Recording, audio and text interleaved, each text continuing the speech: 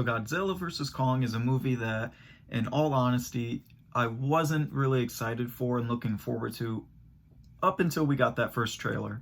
And you would think that two giant CGI monsters battling and destroying each other would excite me, but the fact of the matter is, the first two Godzilla movies from this universe didn't really strike the right chord for me. Kong Skull Island was pretty good, but, it had the potential to be a lot better. So my excitement for this movie was hesitant. When we got that first trailer a couple months ago, my excitement started to boost, and that's what a trailer is supposed to do. It's supposed to take your excitement and raise it, whatever it's at. I have a criticism to start off the bat about the movie, but it's not about the movie. It's actually about the marketing in the movie. I had to actually stop myself from watching trailers and TV spots leading up to this movie because I just feel like they were doing too many. I don't know if I'm in the minority about that or not. But all in all, even with my troubles with the past movies in this universe, did I like this movie? Yes, I liked it a lot. This movie was awesome. So one of the things right off the bat is the runtime. This movie has a really tight runtime. It's under 2 hours and it works. I feel like if it was any longer, it would just kind of drag on.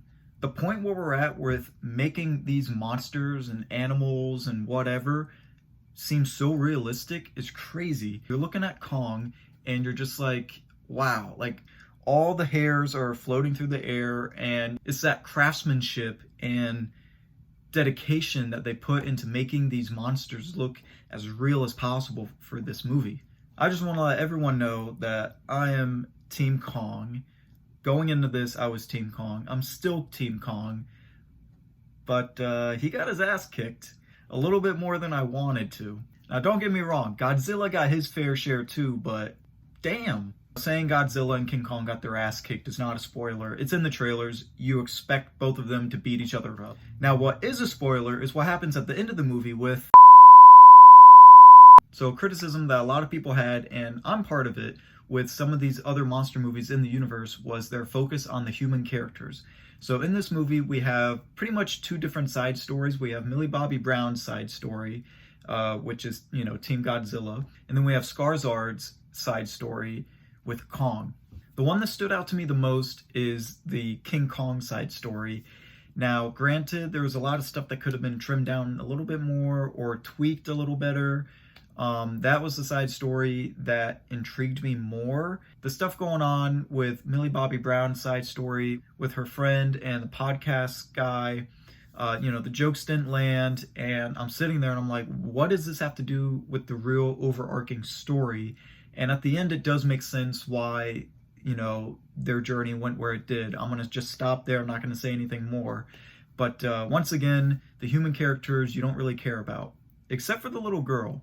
She is the heart of this story. Her connection with Kong is one that I was actually really interested in, and I would have been okay seeing a little bit more of that. I did not go into this movie looking for some dramatic piece of entertainment and cinema. I went into this movie knowing that the only thing that would make me happy about this movie is seeing two monsters fight each other for more than 20 seconds. And that's what I got.